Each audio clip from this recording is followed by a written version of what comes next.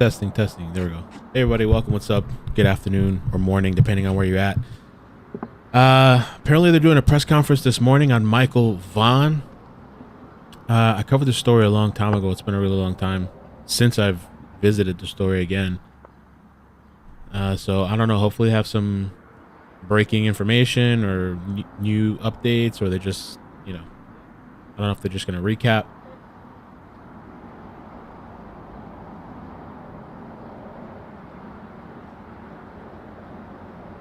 Post this on Facebook.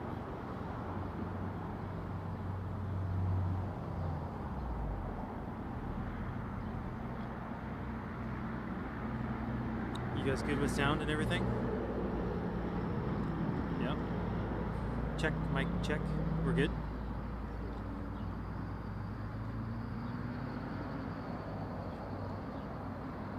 Mic check, mic check. Okay, we'll do. Are you good as well?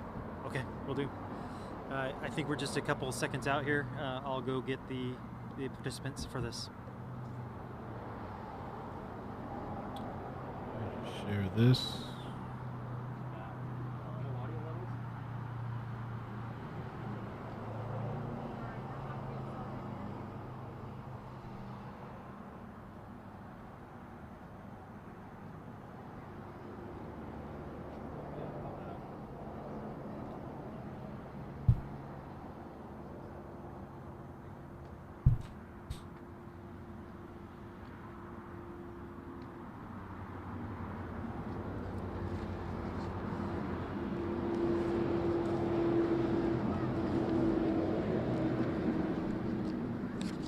The whole family, I guess.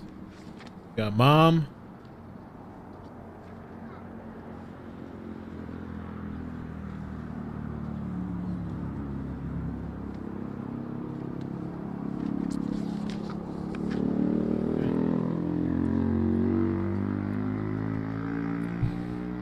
Good morning, everyone. I just wanted to start out by thanking you guys for showing up. I apologize for the short notice on this and moving this up in our schedule, but we identified some travel conflicts and some other commitments that weren't going to allow some of our partners to be here today. So they wanted to be here today. It was important for everybody to make it on this anniversary of Michael's disappearance. And so I appreciate you for indulging us and moving this up in your schedules as well. So I quickly want to recognize the Fruitland Police Department, the men and women of our department, as our staff continues to work tirelessly to keep this department moving forward as we continue to investigate Michael's case.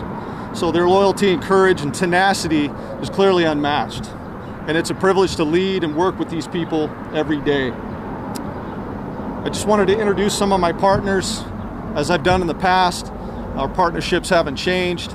I'd like to introduce Supervisory Agent in Charge Doug Hart with the FBI, Captain Matt Sly with the Idaho State Police, Chief Gary Marshall with the Payette City Police Department, Sheriff Andy Creech with the Payette County Sheriff's Office, and Mark Sullivan with the Idaho Mountain Search and Rescue. We also have with us today the family of Michael Vaughn. We've got Brandy Neal, Tyler Vaughn, and Bob Vaughn, and Bug. So it's nice to have them here with us today. So since the evening of July 27th, 2021, the Fruitland Police Department, the Idaho State Police, the FBI, law enforcement agencies, and law enforcement agencies across the country have investigated the disappearance of 5-year-old Michael Vaughn. We haven't stopped. Every day we have unfinished business, and I'll tell you that every day is an anniversary of the disappearance from Michael Vaughn for us. Law enforcement, the families of law enforcement, and our community. Our investigation remains intense and strong. So I want to take a moment to just kind of cover some significant aspects of the case to provide some context for those who aren't completely familiar with our case, or those might be jumping in a little bit later. A lot of it I've covered in prior press conferences, but I wanted to cover it again today. So Michael Joseph Vaughn was last seen at his residence on Southwest 9th Street at approximately 6:30 p.m. Tuesday, July 27, 21. Law enforcement received the first call by 911 at 7:21 p.m. and we began an immediate search of the area. And I should note that law enforcement across the country receives these type of calls every year. Numerous calls like this, we call them wander-offs, and they conclude, but after finding the child safely with friends or family, and clearly it's typically a breakdown in communication. So you need to know the first missing and endangered alert went out at 8:20, with different alerts to email, phone calls, text messages being issued to area residents until 11:20 that night. Michael's image and information went out to law enforcement nationwide on a database called the National Crime Information Center, or NCIC. And Michael's also been entered into the State of Idaho Missing Person Clearinghouse and the National Center for Missing and Exploited Children. The Fruitland Police, Payette Police, and Payette County deputies and citizens searched through the night until support arrived the following morning. The ensuing response was immense. We had over 100 law enforcement officers from federal, state, and local agencies, including the FBI Child Abduction Rapid Deployment Team, along with trained search teams, converge on our small city of Fruitland. Our physical search efforts were conducted by experts from the Idaho Fish and Game, the Idaho Mountain Search and Rescue, the National Center for Missing and Exploited Children, both Fruitland and Sand Hollow fire departments, multiple law enforcement agencies, and coordinated citizen searchers. The search included over 200 residential homes, properties including outbuildings, a septic tank, garbage cans, vehicles, irrigation ditches, and drained canals. Trained search teams and law enforcement, along with specialized canine teams from across the country, searched over 3,000 acres of farm ground, along with areas surrounding the city and out into the county. Sophisticated drones, boats with sonar, boats with canines, kayaks, paragliders. I would say that if we could have dammed the Snake River, we would have. With the help of residences and businesses, we were able to retrieve hours and hours of security camera video, and we continue to reference that video while working on our leads. So let's talk about since the disappearance of Michael. When I tell you our investigation has been intense and daily, I can assure you that it has been. Since the disappearance, detectives and investigators across the country have logged tens of thousands of man-hours to bring this case to conclusion. We've gathered an immense amount of data and continue to work through it with experts from several agencies. We've applied for and served over 27 search warrants, but that may seem low, but I'm telling you that we've also performed probably triple that in mutual consent type searches. So the search warrant and consent searches we've performed have yielded high volumes of data, and search warrants are still being written today. The data requires expertise from law enforcement partners, and this takes a lot of time to decipher. We continue to use all of our investigative resources, to include that of the Idaho State Police and our friends at the FBI. Further, the Idaho State Police and the FBI have assigned investigators to work specifically with the City of Fruitland Police Department on this case, and our partnership is healthy and strong. We continue to call upon the Idaho Mountain Search and Rescue teams with their specialized canine units, and we've received some recent leads that have put us out in the area again, searching more acreage. And I can't thank them enough for what they've done for us. On a moment's notice, they're jumping and running for us. Although unsuccessful with these searches, we can't stop, and we appreciate the continued support from all of our members. And I would tell you that the number of acres searched will continue to grow. So in our efforts to develop a detailed timeline of events leading up to Michael's appearance, we've processed over 1,000 leads. So we've cleared many of these leads, but not all have been cleared because some require assistance from out of state, more investigators, and probably more importantly, just time to work these things through to make sure we can bring each lead to a conclusion. This process is exhaustive and it takes a lot of time, and we believe someone out there will ultimately provide us with some information that'll help us solve this case. It's important to note that as we continue to refine our timeline, we now believe that Michael disappeared in a smaller window of time, and that's probably between the time of 6:40 p.m. and 7 o'clock p.m. on the 27th.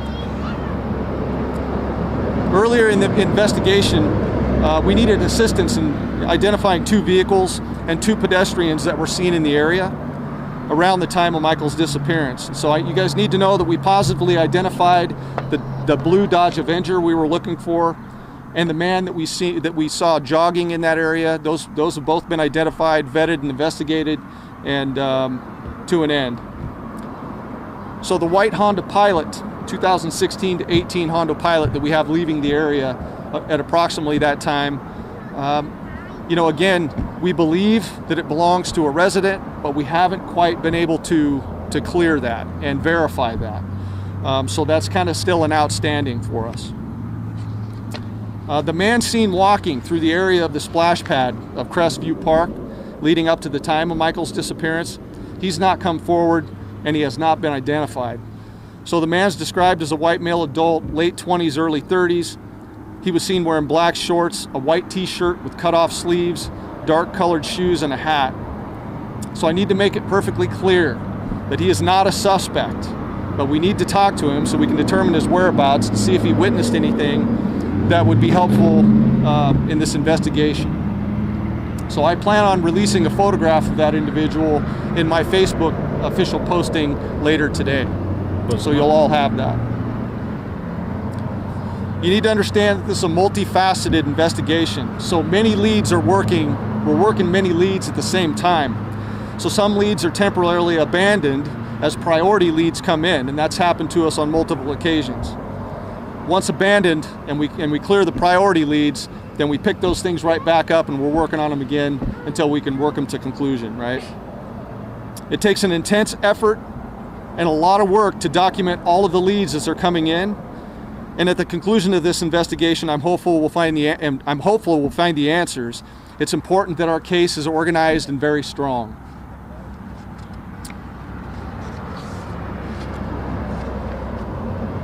So I will tell you that this is a criminal investigation. So with that, you need to know that a majority of our investigative efforts just cannot be made public at this time.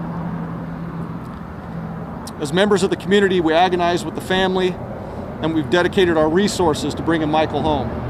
So we believe the continued distribution of this story will generate more attention and tips that can be investigated by our department and our partners.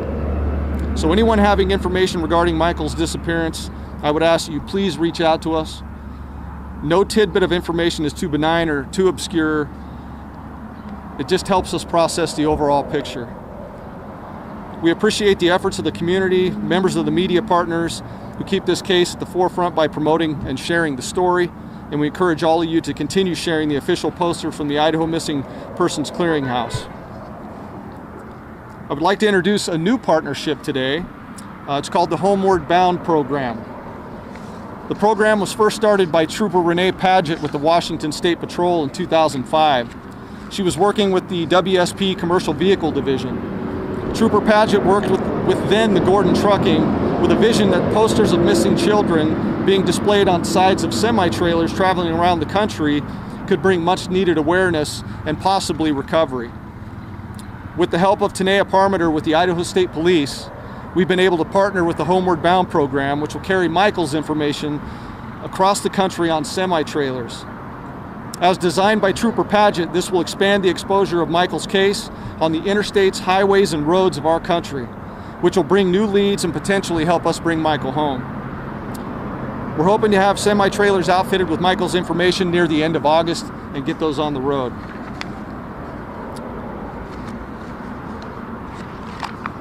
I would ask anyone with any information to continue to send tips to findmichael.org.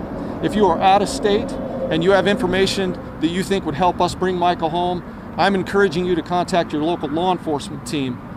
They will then get in touch with us and we can start working those leads as they come in. Please share what you have.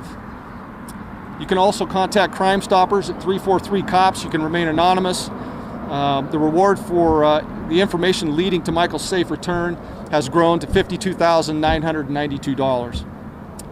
This fund has been maintained by the city of Fruitland. It's secure. This will remain in place until Michael comes home.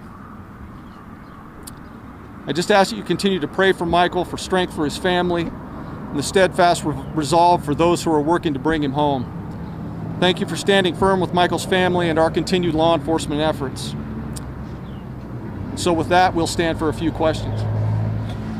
Go ahead. People are saying that the family hasn't been officially cleared yet, and we'd like to know if that's true, that you haven't officially cleared and you're just diverting your attention elsewhere. Can you give us a little bit more information on that? You know, I would tell you that people like to deal in absolutes, and there is nothing about this case that is an absolute. So we will continue to investigate all aspects and all avenues in this case. And, you know, as I've said before, the family continues to be extremely cooperative and working with our investigation. And so, yeah, I mean, that's just kind of where we're at. You previously said back in November that there's a strong likelihood that he was abducted. Is there anything you can say that you can share with us that led you to that conclusion? Tristan, you know, due to the number of searches with trained teams and the acreages searched, that is the reason why, and without success, that is the reason why we, you know, there's a possibility or a higher probability of abduction. That's what led us to that. Again, you know, as we continue to work through this thing, there are still no absolutes. So when I say everything's on the table, it's still on the table. Okay.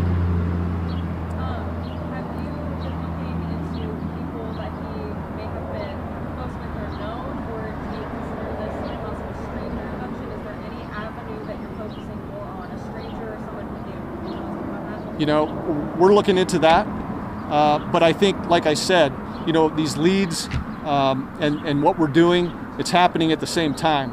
So, yes, we're looking into friends and family close to the Vaughns, and we're looking outside as well. So. Has the public interest in the case been a part of you to investigate? Has it become convoluted with the theories that are flying around? Yes, it has. So, you know, there's a number of theories. And as a matter of fact, we develop many theories throughout the week as well. And so once we develop those theories, you know, plausible situations, then we vigorously get after that. And so I certainly don't want to discourage any information that's coming into the Fruitland Police Department, because the leads have been, you know, we're over 1,000 leads now, and we have to have that. I mean, I believe that, you know, in the midst of that, there's going to be that tidbit of information that breaks this case and helps us bring him home. So. That being said, do you think that the last press conference we had was November, do you think that not being able to release as much information as the public would like, or as much as information as this case warrants, that's led to people coming up with these theories? Yeah, I think it could be. But you also need to understand that we have an obligation, and in order to keep our case organized and strong when this thing is concluded, it's important that we hold that information close, at least at this point, right? There'll be a time for that, for public disclosure, and right now it just isn't. So that's the reason for my hesitancy to put out updates, because we are in the daily work of this investigation, and it's daily. So while it's certainly not a distraction, you know, if I have significant information that needs to be passed, then I'll get it out there to you. But I just, you know, we're just working this thing on a daily basis. So. Is there anything you can say about persons of interest in this case? How many persons of interest?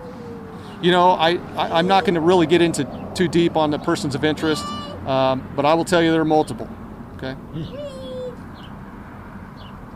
Are there any people that you interviewed or searched that have been non-cooperative? Yeah, there have been.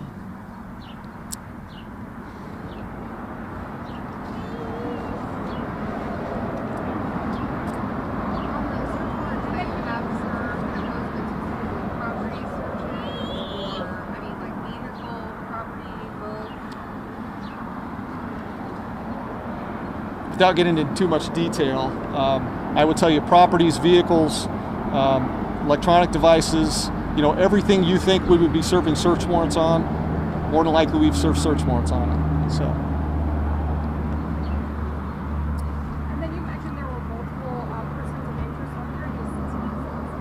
No. Can you tell us a little bit about your daily efforts on this case? I mean, what does the day-to-day look like when you're investigating? So our day-to-day efforts start with an intelligence briefing first thing in the morning. We go over aspects of the case and current leads that we're working to try to develop new strategies. We pull in our partners from the FBI and the Idaho State Police, and we start with a direction for that day, and every day starts the same. But I will tell you, it has been this way since the day Michael went missing, right? We do the same thing every day, and it's intense. And so we're able to clear a lot of leads that way. We're making a lot of progress, working through the data, and like we have been from the beginning, you know, that's kind of where I'll leave that. In your investigation, have you been able to tie this possibly to other missing children or abductions that are similar? You know, we haven't. Although I know there are some similarities, such as the Summer Wells case, but we just haven't been able to tie that to that case. So. All right, well, if I don't have any more questions, I really, again, you guys, I appreciate you. You guys have been phenomenal. My local media outlets, I can't thank you enough. You know, Les, you're awesome, so I appreciate you. And, you know, we'll keep after it. My intent, just so you guys know, is once we get the word on our Homeward Bound program and when those trucks are going to be outfitted, that we'll set up another time that we can do an unveiling on our truck with Michael's information, maybe bring you guys out at that point again just to, you know, view the truck, and, you know, we'll get something out to the public when it comes to that as well. So, but again, you guys are awesome. I appreciate you. Thank you. So. That's the mother and father there. There's Brandy. I don't remember what the guy's name is. It's been a long time since I covered this, but I covered this a couple of times.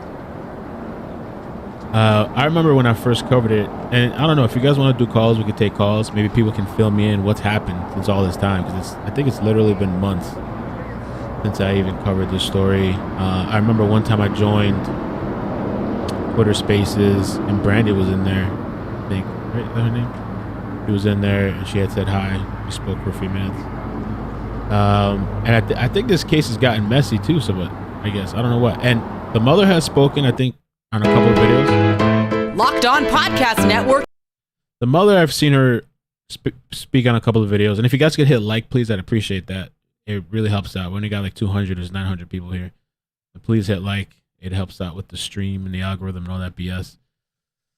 But yeah, we can do some calls if you want. We can talk a little bit about the case. And I can kind of try to refresh myself at the same time too. The thing that was kind of weird, I guess, or what they said, you guys let me know if you want to do some calls, or we could just watch some of the previous videos and conferences, I guess, where the mother spoke, because I don't think I've seen all of them. There's been a couple of news clips.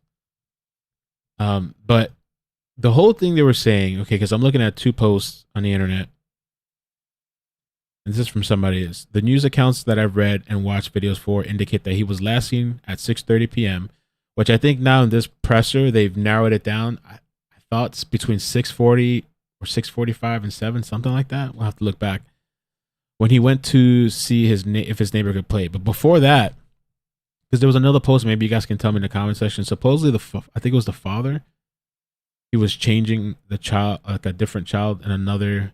Dad says he went to, he was changing a diaper in another room, and that's how he didn't notice. Neighbors say Michael came to their house as he has done before to play with her kids, but they weren't home. So she sent him home again and watched him go down the road.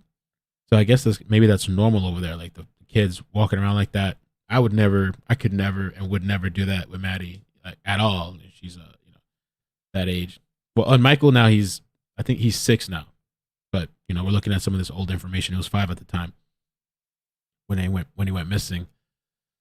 Let's see here. Neighbor says Michael came to their house, as done before, and they sent them back home, which is kind of crazy to me. I'd be like, yo, maybe I should escort you home. Maybe I should make sure you get home safe or something. I don't know. Police was called an hour after the last sighting.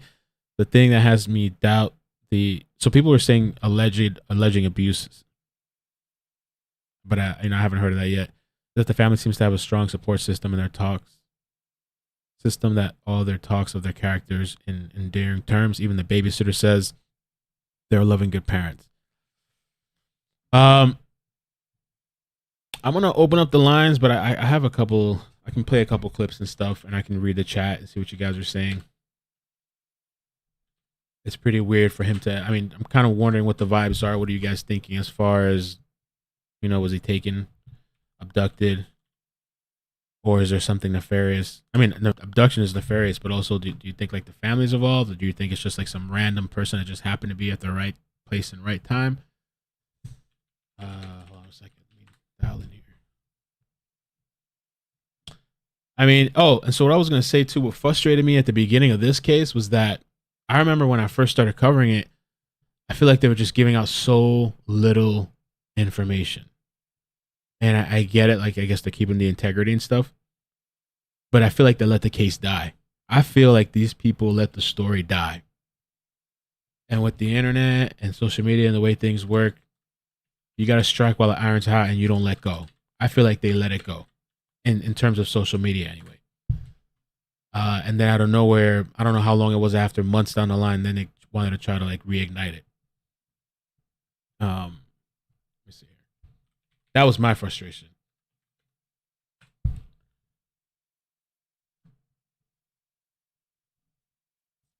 All right, let me, I'm going to dial, if I can, if it lets me.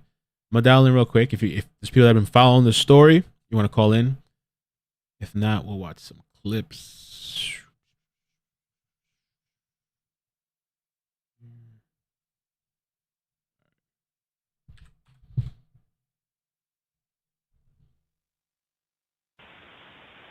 Thank you for calling.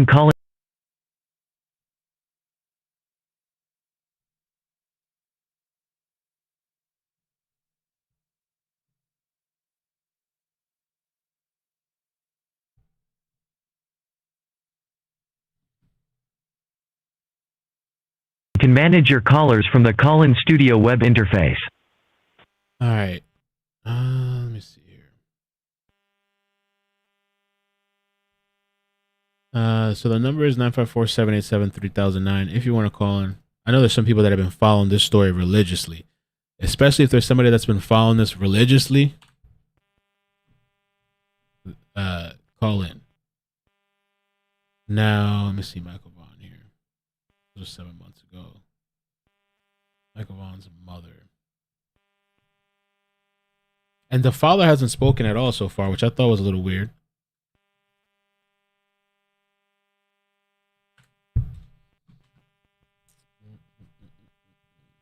To my knowledge, he hasn't spoken at all.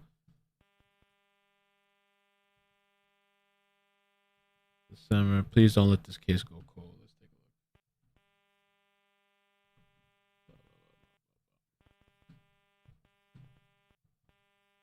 a look. Good evening. Thank you for joining us here on this Friday edition of the News at 10.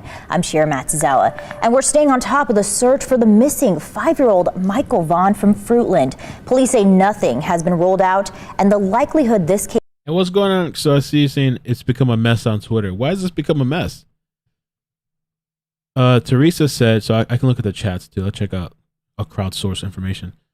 Teresa says father failed 2 lie detector tests. That says a lot. Damn. Well, not in the court of law, but it is interesting for sure, I think. People on Twitter were doing a good job, but got way real life. Cases possible abduction increases each day. Our Tristan Lewis joins us now with more about what partnering agencies are providing to the case. Tristan. Shira, numerous agencies locally and out of the state are working with Fruitland PD to find Michael, from Idaho State Police to the FBI, each making it clear their mission is to recover Michael and bring him home. Oh, and the other thing too is that vehicle. After months of... So they cleared out some other vehicles, I guess, but the Honda, I think this is a white Honda that I guess they wanted it for questioning. That hasn't been cleared out yet. I guess they're still looking for that. And then they said they're looking for some guy too that they're going to post on Facebook. So I'm going to take a look too on their Facebook page to see if they post this guy's picture. Searches and sharing his face and name, the question still remains, where is 5-year-old Michael Vaughn? It's been surprising to me that this case has not gotten more national attention. The National Center for Missing and Exploited Children has been following Michael's case since he went missing on July 27th. In 2020, the Center for Missing and Exploited Children was able to resolve more than 27,000 missing children cases. More than 1,100 of those were abductions. And due to the fact that we've conducted multiple searches using every tool available to us with no success, it increases the possibility that Michael was abducted. Even with the heightened possibility Michael has been abducted and still missing 4 months later, the center says communities cannot give up hope.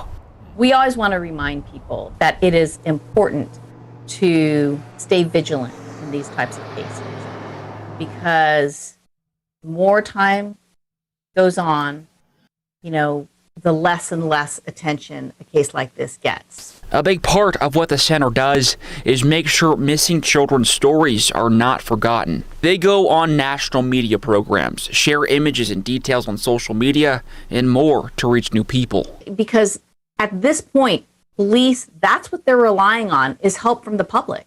They believe law enforcement in the case are doing a good job of encouraging people to reach out and send information if they've seen or heard anything in regard to Michael. But they don't believe that's enough. I would like to see this case get more national attention, because if this child was indeed abducted, who knows where this child is now? The child may be nowhere near Fruitland. It's important to make sure that everybody's looking for Michael, no matter where they live. And I reached out to Fruitland police, and they tell me they are still working to identify. I want to say one of the mother's interviews, but they're all kind of months old and stuff. Let me see. This is 6 months old. Let's see what she had to say.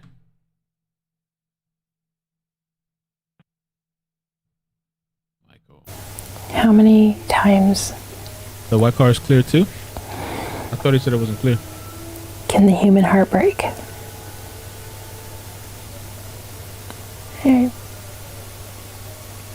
I don't even know how many times mine does in a day. A mother still waiting for her boy to return. His name is Michael Vaughn.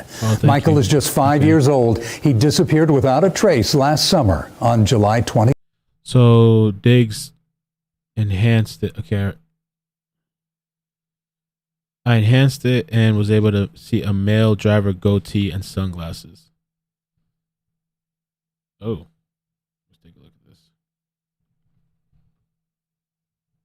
And why were they looking at this? This is just a vehicle that was in the neighborhood around the same time. What's the deal with this vehicle? And I thought he said this one's not cleared.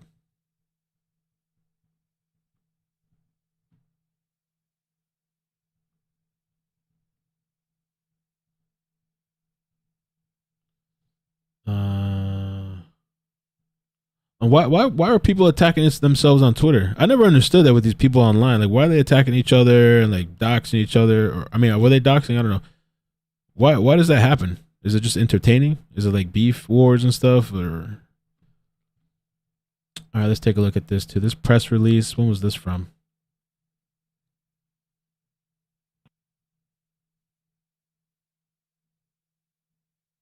I don't know the date, but I guess it has pertinent information.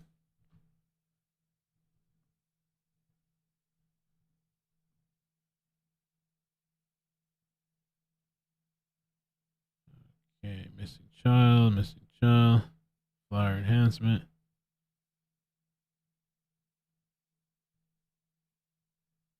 Ooh. Spoken to in that. What is this? Audio, hear it yourself. Brandy Neal talks to her 2-year-old daughter. Oh, Lord. Should I play this or not? I was sent a clip, I guess, of the mother talking to the daughter or something. I got some audio recording. I could play it in the background. Let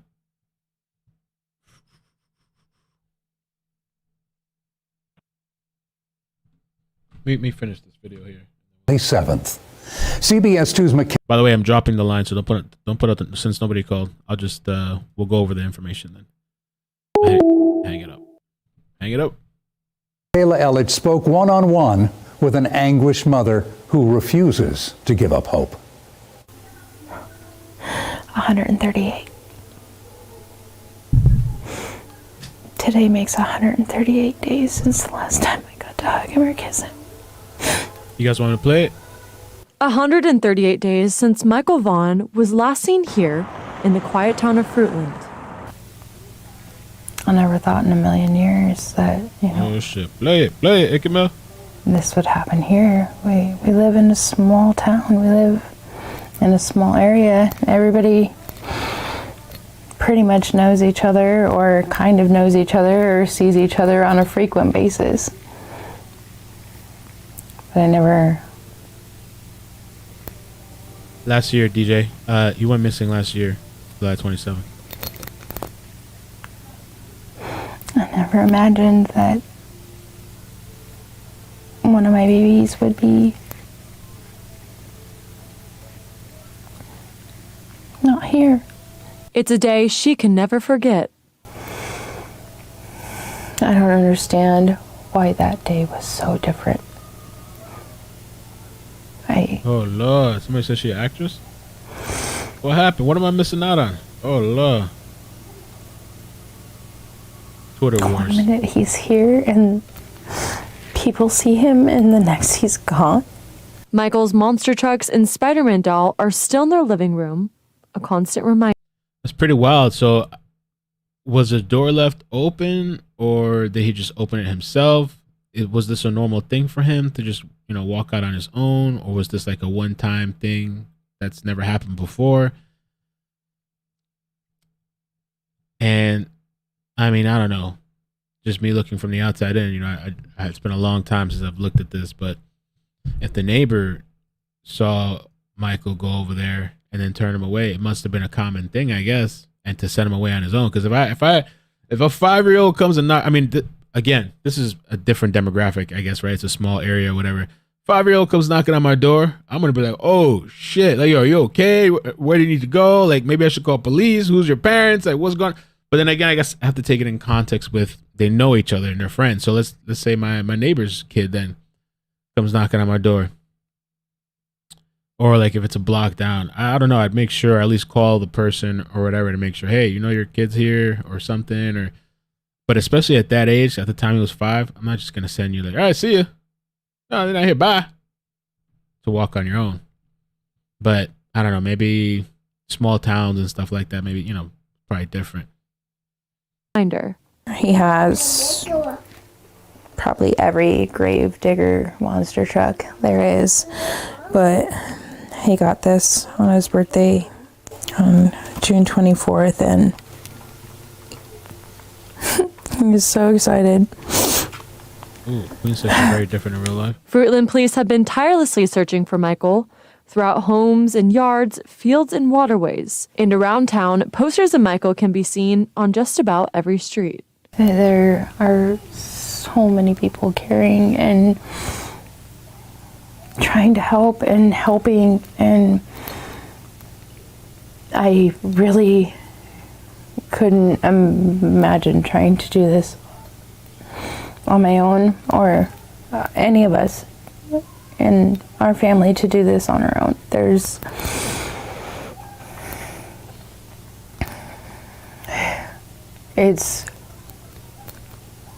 I don't think I will ever be able to say thank you enough. As the days pass and Brandy waits, she tells me she will never stop looking, never stop hoping. I just pray to God he can see something or know that we're not giving up hope. No, did somebody say that a dildo? That wasn't a... Wait, where? I mean, we should focus, but where? Hold on. I thought I did see something, but I mean, I know we should be serious, but...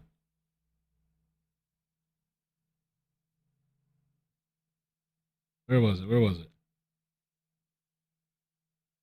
No, wait, we're talking about here? A constant reminder. Oh. What the fuck is that?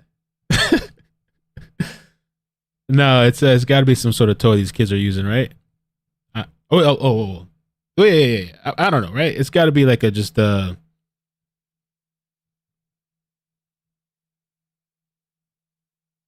what is that?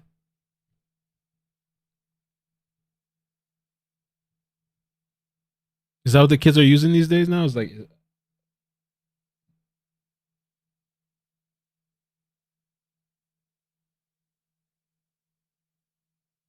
it can't be, bro. That can't be. That's a ballerina slipper? How's that a ballerina slipper? I don't know, ballerina slipper.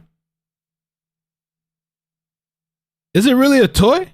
How's that a ballet slipper? What kind of slipper is that? That thing is long, ain't it? Or is it two different things and it's because this thing on top of it is blocking it or something? That's not a ballerina slipper. Her foot? Oh, is it her foot? Oh, it's her foot. I think you're right. I think it's it's a foot. It's a foot. It's a leg or something, right? Yeah. Ballerina Barbie.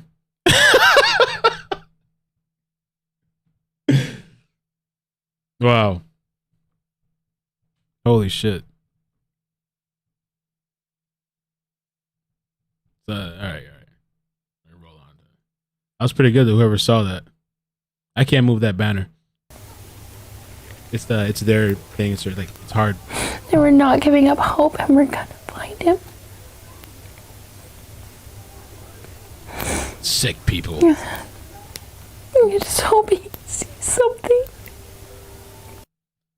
Okay, so let's do the audio that I was sent in the group. As the investigation continues, CBS 2 will keep Michael Vaughn's name in. So I don't know. This audio was sent. Okay, I don't know what this is. We're gonna play it. It says, "Audio, hear it yourself." Brandy Neal talks to her 2-year-old daughter. Okay, let's see. I don't know what this is. Audio that caught me completely off guard.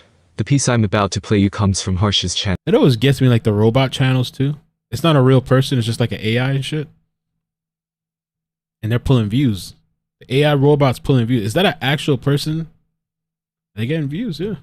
So I'm sure many of you have heard it already. However, I wanted to express my utmost shock at this audio, as I don't believe any child should be spoken to in that way. Furthermore, Brandy Neal, missing Michael Vaughn's mother, never struck me as the type of mother to use such language towards her kids. It gave me a totally different impression of her. If you think I'm being a bit dramatic, then go ahead and let me know. However, be sure that I have never and will never speak to my kids that way. I think it is totally unacceptable. Every mom gets moments of frustration, but this is not the way to express it. That type of vulgar language as well should never be used when talking to any child. I noticed that the child didn't really get alarmed by the shouting. That tells me a lot too. Usually when kids are used to being screamed at in such a way, it doesn't really bother them. They just accustomed to it. Please drop your thoughts. I'm keen to know your thoughts on this. The robot wants to know your thoughts, the AI. Well, that makes sense because nobody ever told me about Weezer, and they did say a psychic was the only reason they went out to Weezer. Right. Besides that. So any psychic that's sending him in, get your goddamn ass before I whoop you. Get your goddamn ass! How many fucking times do you have to be told?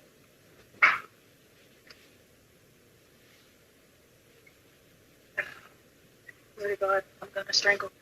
Take your apple, go sit down and watch Blue, okay? Leave me be. I'm Patty! That's Puppy. Yeah, here's Patty! Yeah, she has. Hi, Patty! Hi, puppy. Hi, Puppy! Hi, Buggy! Do you hear my puppy?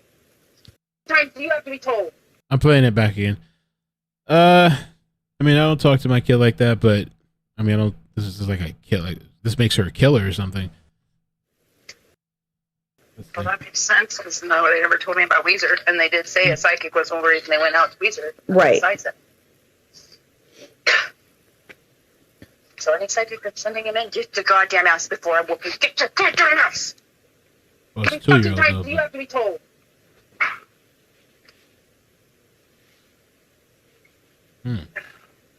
Swear to God, I'm gonna strangle. Oh, whoa! I didn't hear that. She said, "I swear to God, I'm gonna strangle her." Is that what I heard? That concerns me more than the cursing thing. Oh, let's play it again a little bit. Right. Besides that. So I'm excited for sending him in. Get your goddamn ass before I whoop you. Get your goddamn ass! How many fucking times do you have to be told?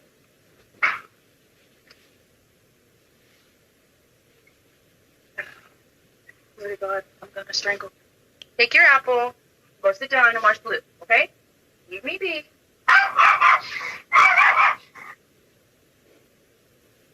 I'm tired! Yeah, puppy.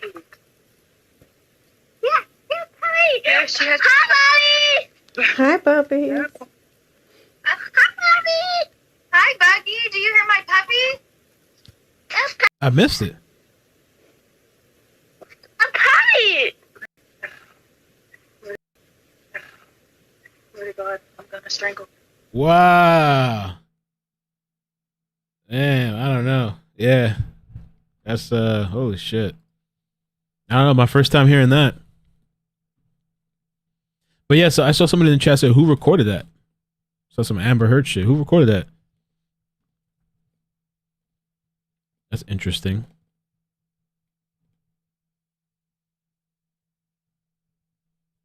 She's talking to Michael's little sister. Well, yeah, I mean, like the cursing stuff and all that. One thing, you know, I wouldn't do that. I've been frustrated with my kid before. I know how that is, but not like that. And then the whole strangling thing. I mean, I don't know. Damn. Makes you wonder. Let's take a look at this video sent as well.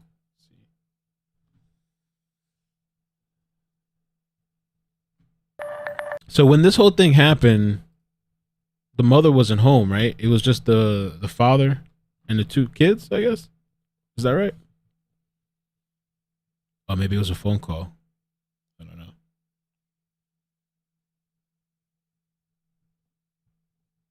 Hey, Bieber, what's up? How you doing?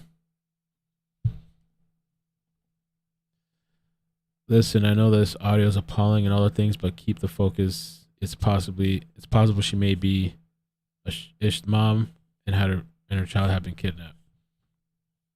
You want me to call you? You have any comments you want to make, Bieber, about this story, or are you good?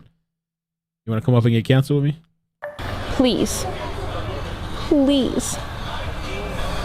Bring Michael home, please. Please. Please. Well, the search continues for Michael Vaughn, the Fruitland boy who went missing nearly a year ago. Yeah. Today is his 6th birthday, and community members are gathered today to honor Michael and support his family. Our Tristan Lewis was there with the family earlier today, and he joins us now with a look at it. Tristan. Shira, as you can imagine, it is a sad day for Michael's family as they come together for his 6th birthday. But they say it's still very important for them to get together to make sure and let him know he's loved and gets his story out there. Yeah, man, unless, like, I understand it could be super frustrating as a parent. I've been there. Like, I've yelled before, too, and I felt really guilty. But, like, I realized a long time ago that I don't need to do that. Again, my daughter's young. She's very, like, chill and, like, sensitive. And so, I don't know, maybe some other kids that are wild, because I've seen some wild kids. I don't know how people would manage that.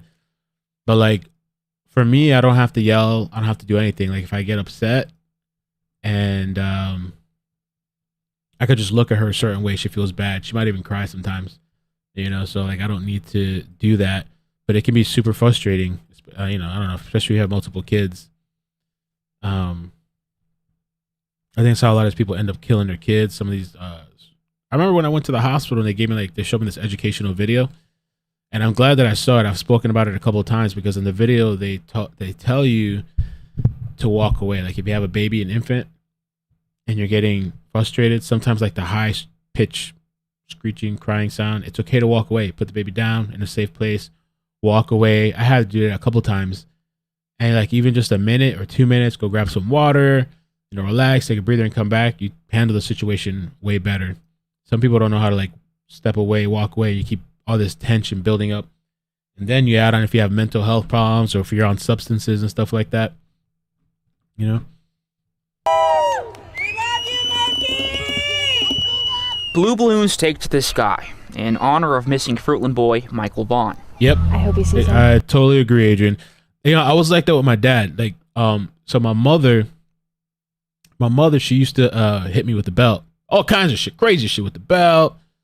I used to get locked in the closet or put in the closet if I didn't want to go to church, Jehovah's Witness. I'd have to sit there for hours, and my stepfather was home, so it's not like I could leave. But if I didn't want to go to the church, that's what would happen to me. But I used to get punished a lot.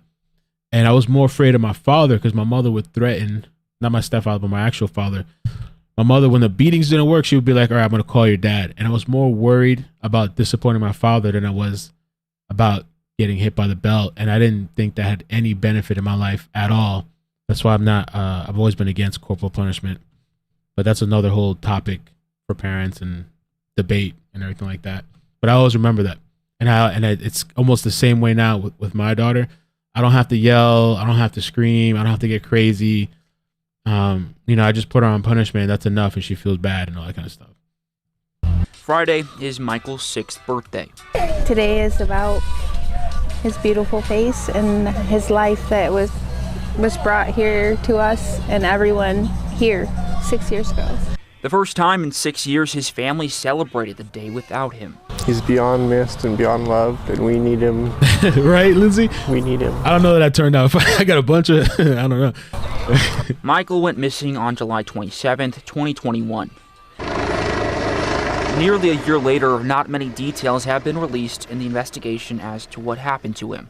But Michael's family continues to stay hopeful. He's coming home, and we're waiting for him. We're all waiting for him. Every single one of us are waiting for him, and we are going to bring him home. Oh, you used to get the belt. You guys got beat? Members, many who say they've never even met Michael or did not know his family a year ago, continue to step up to help. Yeah, following your dad. That's yeah, exactly. That's what my mother would say. Hard day for anybody, and there's no map to this. And my dad never once hit me. Never once put his hands on me. You know how to do this. Cassidy Burns, who owns Broken Halo Barbershop in Payette, says she works constantly to get Michael's story out into the world. We need to continue to share his face and support the family as much as possible. Sharing Michael's face is something Jamie Toscano tries to do as much as she can, too. I mean, I wear this when I go places and for any events and stuff. Ooh. And my kids, I put pins on them too whenever we're going anywhere with high, traffic of people. And that's all, at this day and age, it's so true. That's all you need to do. The technology age, that's all these people know now. I mean, I'm part of that, but like the younger kids now, they're way more into that now. All you got to do is take away the phone. Just take away the phone, take away the computer.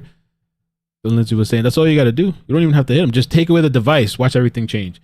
But then you look at the other girl that snapped, Kaylee, what's her name? Kaylee Jones, Kaylee something. She got upset because her parents took her phone away. And so she retaliated and I guess started talking to people on the internet and disappeared. You know? And sometimes we get stopped and asked. Michael's family says seeing the support from their community is nice.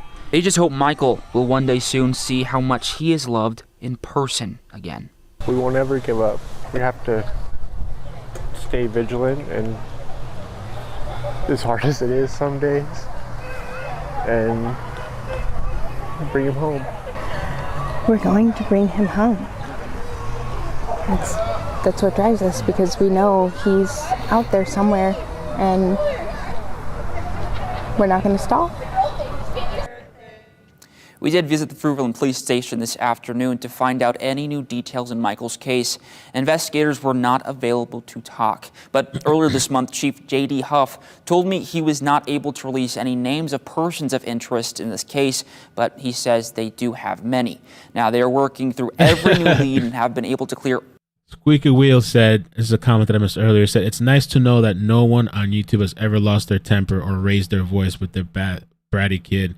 The mother wasn't even home. The mother wasn't even home the day he vanished. That's true. She was outside waiting. No, I'm just kidding. I don't know. No, I think she was working or something, right?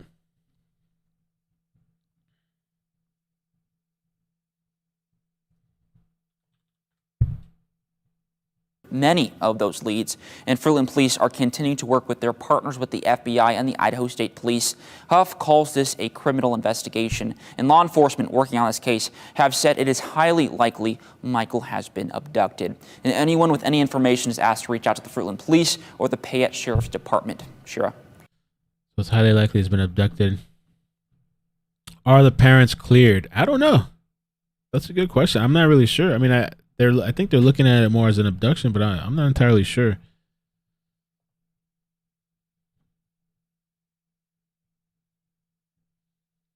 Marge said, I think it's so typical. My dad didn't have to yell either. And if he did, oh boy, you knew he was mad. Definitely more worried about disappointing him. Yeah, same here.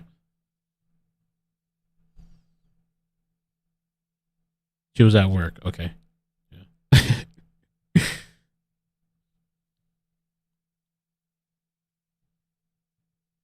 Oh, that's the boyfriend. They're not married. Okay. But he's the bio father. I wonder why he hasn't spoken.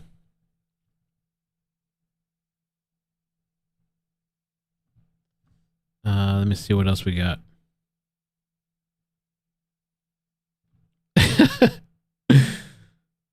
Okay, and then I got the picture sent upside down. It still almost looked like a toy, but that would have been wild. Imagine that shit. I think who did this? Diggs flipped it upside down. Still look funky though, but yeah.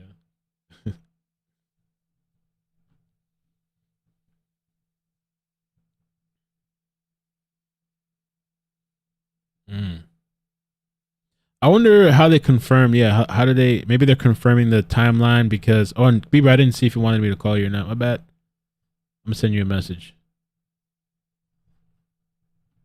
if you want to. Bieber.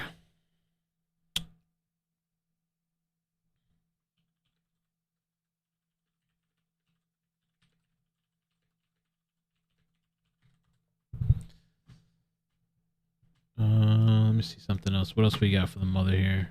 We can see. Come on, mother. It was a press conference 8 months ago. I don't think I ever saw this. I mean, you guys tell me if you want to watch it. News Nation did a coverage on it too.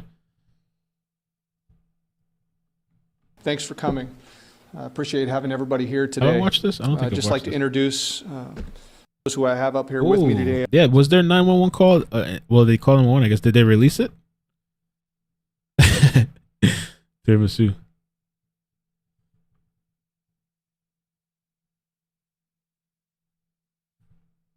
People saying they're on substances. I've got Captain Matt Sly with the Idaho State Police. No. And I've got Supervising Agent Doug Hart with the He did speak on Federal Bureau of Spaces? Oh, I didn't know that. Investigation. Okay. And then I also have joining us today He the got mother canceled. of Michael Joseph Vaughn, Brandy Neal. Thanks for being here with us today. We appreciate you. I want to start out by thanking our friends from the media for being here and giving us another opportunity to get Michael Nancy back in the covered this. I headlines. wonder what Nancy has to say. and Let's at the check out Nancy. forefront. Good. Michael's case has impacted Come on. everyone who has heard about it, but likely not as much as it has impacted Brandy, Tyler, Michael's family, and the law enforcement officers working day in and day out to find him. I want to express my sincere thanks to you all for being here and covering the updates that we have for you today. The search for Michael will not stop until he's found, and the search remains very active. I could fast forward till Brandy starts to speak because I'm sure all this stuff. As I've we've said already to the heard. public, the effort may look a little bit different from time to time, but those of us in law enforcement leading the search and the investigation, Michael's on the top of our mind. He's our top priority, Oh, she did and an finding interview. him is an intense I daily didn't know part of our lives. Michael Joseph Vaughn was last seen near his residence on Southwest 9th Street at approximately 6:30 p.m. Tuesday, July 27th, 2021. The first missing and endangered child alert went out at 8:20 p.m. with 4 different alerts to email, phone calls, text messages being issued to the area residents until 11:20 p.m. that night. Really? Nancy Michael's Grace? image and information went out to law enforcement nationwide and a database called. I want to watch. I want to see the mother talk for a little bit. I think a lot of people have seen this. I haven't seen this, but I want to see Mama talk. Let's see. I want to thank you for all being here today. My name is Brandy Neal, and I am Michael Joseph Vaughn's mama. I am here before all of you today on behalf of my family to speak about Michael. As much and everyone in our family Nancy wants to be up Grace. here in front of all of you today. I am here to speak on all of our behalf. I am here to ask you all. I'm here to ask you, please, please for your help. I don't see anything. I am here to ask you to please keep Michael's face, his name, and his story in every one of your hearts, your eyes, and your minds. It has been 115 days. People saying it's sus? 115 days. He has not been home. And we need every one of you. There's an old one. I need your help to bring my baby home.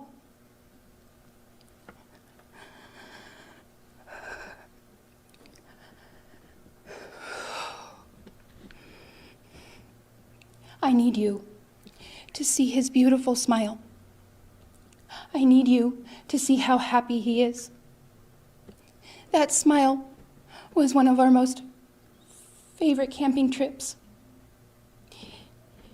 He got to see his first beaver dam, and he got to catch so many frogs that day, and he was so excited. His beautiful blue. This is interesting to see. I had never seen this before. I don't even want to say too much because I want to try to, give benefit of the doubt.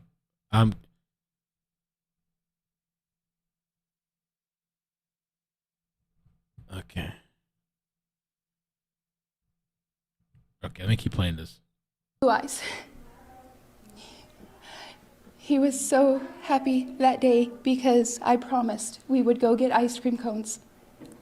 And he laughed so hard because his baby sister got to have her first ice cream cone, and it was everywhere.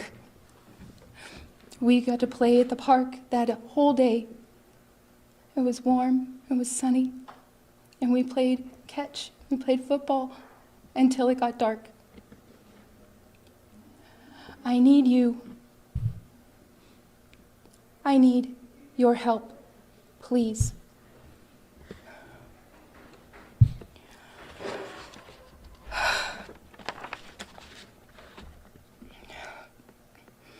Yo, I saw somebody.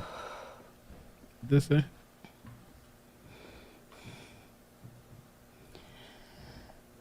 I need you to know how much Michael is loved. I need you to know how much he is missed. Our family is broken without him. We miss his laughs, his smiles. We miss his hugs. I need you to know.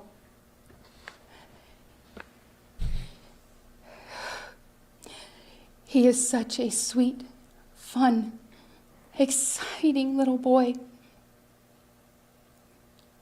He brings such joy and love to our family and everyone that he knows and that knows him. Michael has a laugh that is beyond contagious. You can't help but smile and laugh when you hear his laugh.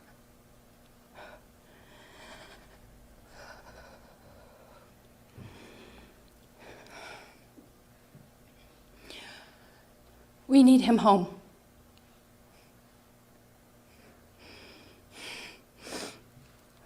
I am asking for your help.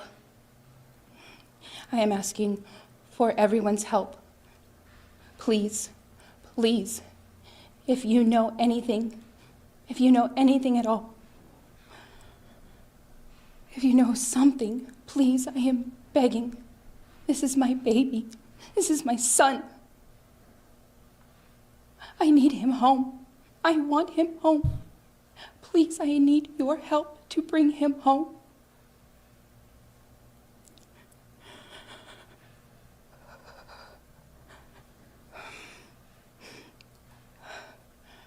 I want to thank all of the community and the extended communities and everyone who continues to keep Michael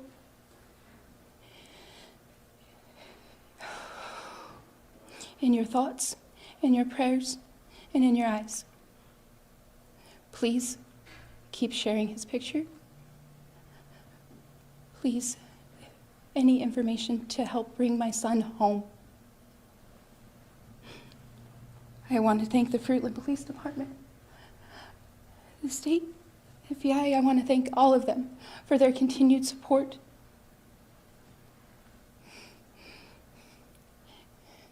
They have become family, and they are his son too. So please, please, please help me. Please help me bring my baby home. Please keep us all in your prayers. Anything, please help. Please help us bring our baby home. Thank you, Brandy. Amy. So at this time, I'll take a few questions. Very interesting. I don't know. I had never seen this before. I mean, I haven't been following that much, but holy moly. I don't know. Bieber, I'm going to give you a call real quick to see if you want to make any comments or just talk up for a bit. Leave it to Bieber. Call. And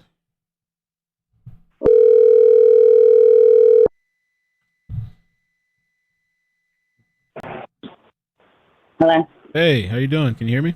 Hey, yeah, I can hear you. Can you hear me? Yes, amazing. Amazing. Am I on? Yeah, you're on. We can all hear you. Oh, okay. Yeah, I was just listening. Yeah. I don't listen. Okay. I'm a little put off by this whole press conference. I don't think I've ever seen this. I don't really know what to make of it. Yeah, it was a little bizarre. It seemed like she was trying, to say the least. It seemed like she was putting in so much emphasis on every single word. Mm-hmm. And like, you know, maybe she was trying to be reeled in so she didn't fall apart. I don't know. But what I think more than anything, and everybody's like, oh, this, and this. For me, he went to the neighbor's house, right? And she said to this neighbor, you know, I would never do that. I'm telling you, if he comes to my house, I'm going to make sure you get exactly back. But I know the neighbor probably feels awful. So I ain't going to, you know, I'm not trying to be judgmental. But why does this little thing get passed over? I think that's a huge deal. And it significantly raises the the abduction. And the police just said today that there was like a 20-minute gap. Right. So, I mean, to me, that's significant. And everybody's coming at Dad, which is fine. He was there. Same with the Wells case and Candace. But can we not get behind, like, this is just neglectful as shit?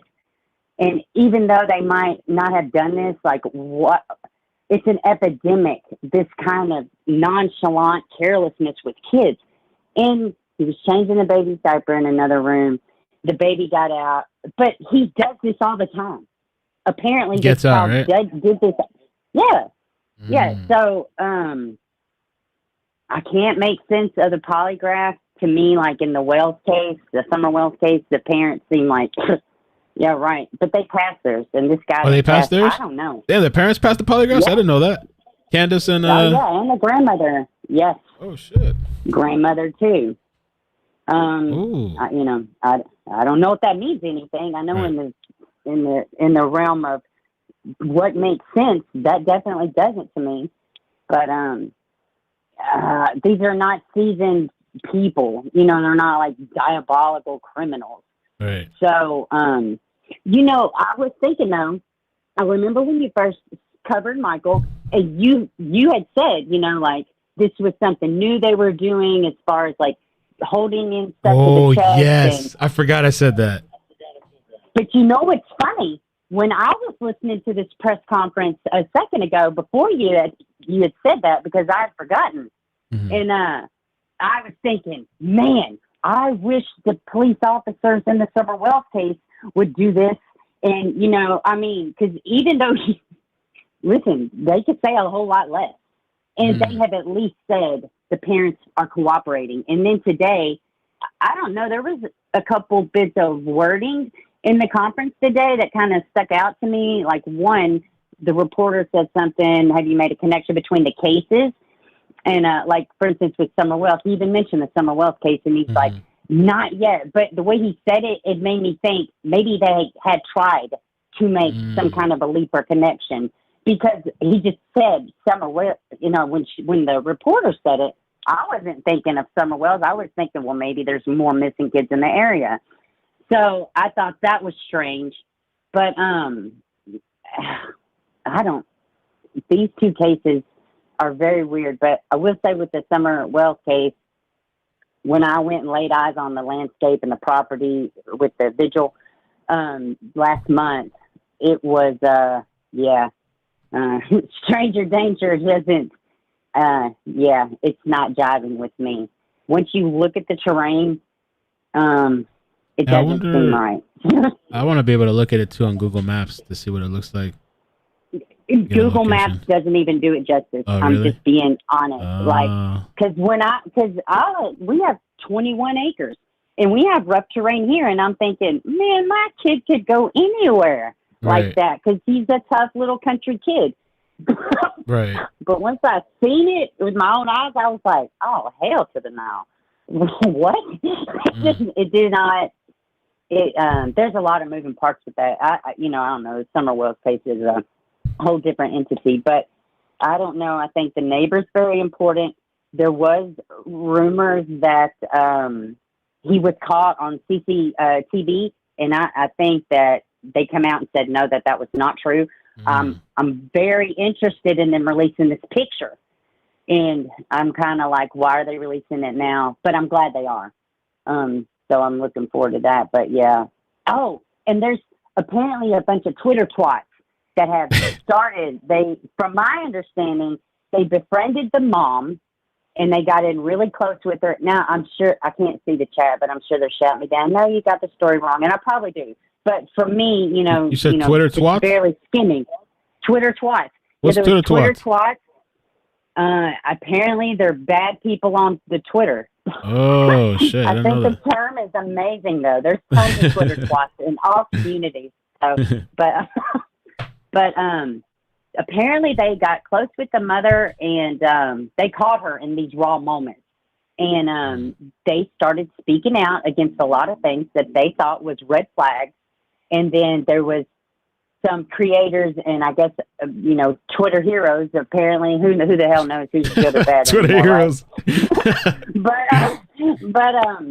And they were like, no, you can't come after the parents like this, and it's not right. And we stand with the victims, which is good. Innocent until proven guilty. We have to remember that. Like our core is based on that. I think there's so many emotions, but yeah. So Brandy, they do have support. They had more before the recordings came out. I was shocked at the recordings, truthfully. I was like, oh no, girl, you can't do that. Is there other recordings or that's it? Huh? Is there other recordings? Yeah, I think there's 3 recordings. Oh no, Jesus There's a Christ. channel called TS something. The people will know. Your people, you got good researchers. They'll know what channel I'm talking about. FTC or some shit. But they started releasing these, it's a whole underground thing. Michael Vaughn's case is like, it's right below Summer Wells. There is drama surrounding it, but at the same time, I think, I don't know. I was shocked, but it doesn't mean it is possible that, let's say, for instance, okay, like they may have already had an existing drug addiction. She was at work. The dad's home. I don't think he had a job at the time. Maybe it was a stressful situation. Maybe and now she's got a missing kid. And now she's being attacked by Twitter twice, and who the hell else knows?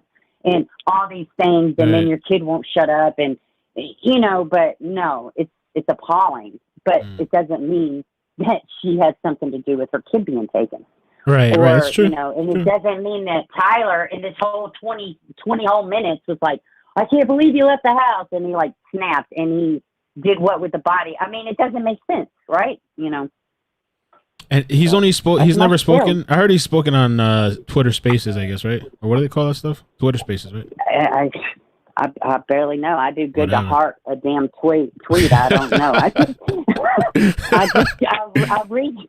retweet shit because, you know, I can just hit the little square and I heart stuff, and that's the extent. I don't even, but I don't find that there's anything wrong with that. God rest my dad's soul. This guy went missing. Good luck. He thank God I have a mom, because he wouldn't have said shit. He wasn't that type of guy. Period. You know, he wasn't like that. You know, so I don't put too much weight in that. You know, I will say this press conference you just played, it's unnerving a little bit. It's kind of it's very interesting. Like I wish the body language experts could break it down just to see what they have to say. There probably are some out there that have. Now I will say this too, though. I have been in several chats where Brandy has either been on panel or in the chat, and I'll say she handles it a lot better than, like, I hate to keep going back to the Summer Wells case, but it is a lot of parallels, but then again, at the same time, it's like two totally different cases. It's hard to explain, but she does seem very open to talk. She seems very willing, very nice, but there's also little recordings of her, you know, how to work the system, how to do this, not to do what Candace was doing. So, which, I mean, if you're going to work with social media, it is best to arm yourself with what to do and what not to do, you know. Right. But I don't know. All right, well, I thanks, probably said a whole lot of words. No, you're good. I appreciate it. It's nice talking to you. Yeah, it's nice talking to you too, but I got nothing. Yeah, call a better expert, because no, you're good. You're this good. is kind of stunk. All right. Thank you, Bieber. Maddie, you're good. Yeah, we're great. Thank you. I hope you and the kids are good too, and the hubby. We're doing good. Talk to you soon. All right. Bye. All right. There's somebody that called in. So 541, hang on for 1 second. Let me just dial in, and I'll take your call. If anybody else wants to call, you can. If not, we can. I think we're watching something. We can finish watching that and then call it. Oh, we're pretty much at the end of that. Thank you for calling Collin Studios.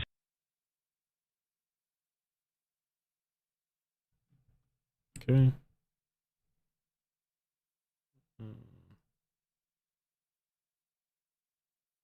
Okay. And can manage your callers from the Collin Studio web interface. Okay, 541. Thank you for holding. How you doing? Where are you calling from? I'm actually calling from Oregon. I'm right across the border from Idaho, and nice. about 8 minutes from Fruitland. Oh, cool. Awesome. Thank you for calling. Yeah, absolutely. You had made a comment about, and I know in today's society, you don't just let your kid go walking to the neighbor's house by themselves. However, in our area, in Fruitland, parents let their kids do things like, now 5 years old, no, I would not let my 5-year-old do that, but it is a very community-oriented place. Everybody knows everybody's business. I mean, so it just seems really, really, really weird how this boy just disappeared in such a short amount of time. So the husband and I instantly suspected that he was abducted. We instantly suspected that the stepdad, boyfriend, whoever he is definitely foul play somewhere.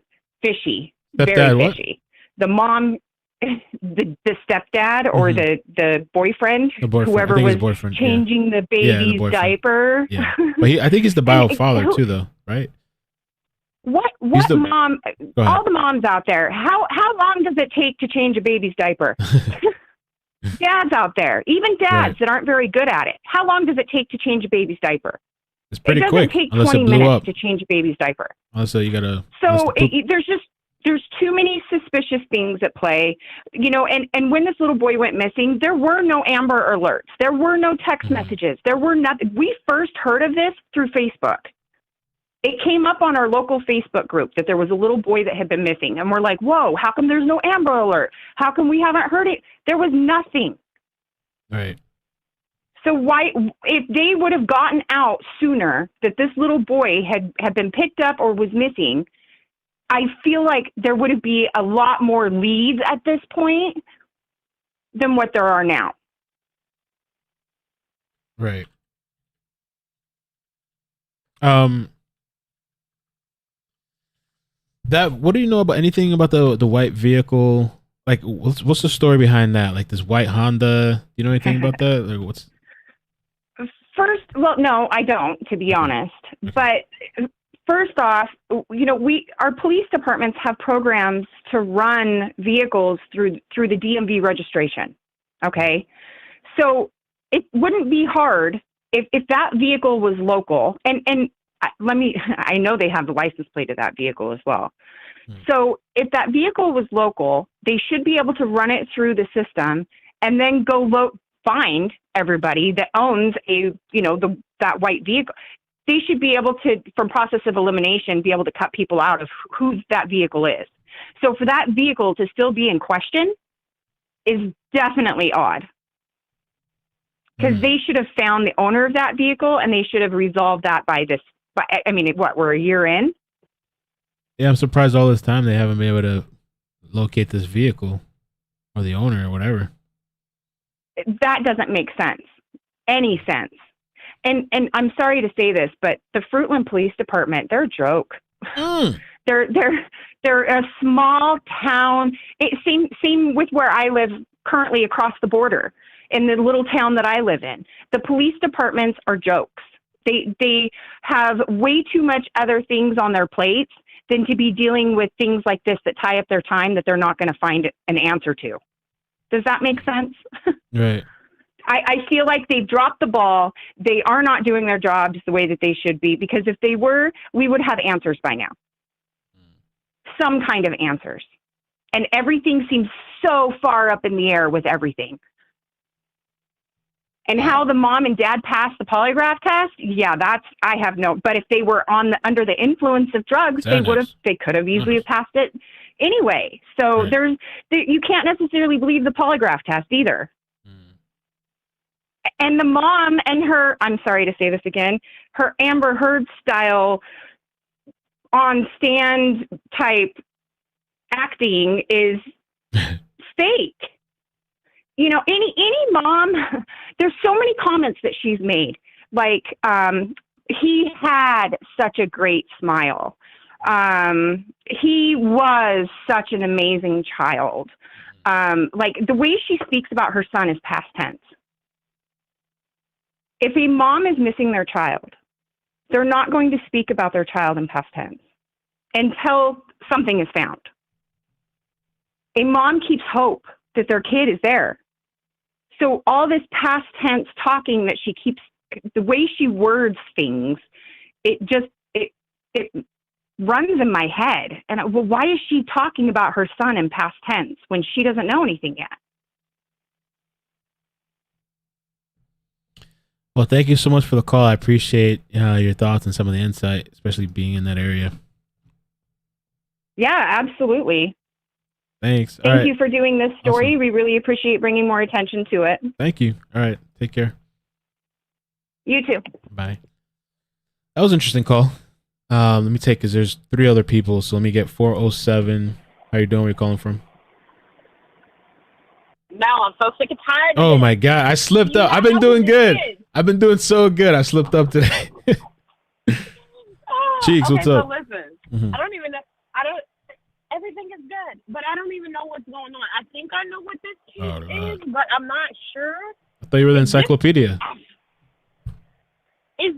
Well, these little cases that we do, right. I log them, and I think I know which one this is, but I feel like it's very similar to another one that you did. Like, the little boy went missing, like, 4th of July weekend, and they had the drones and stuff out there like that.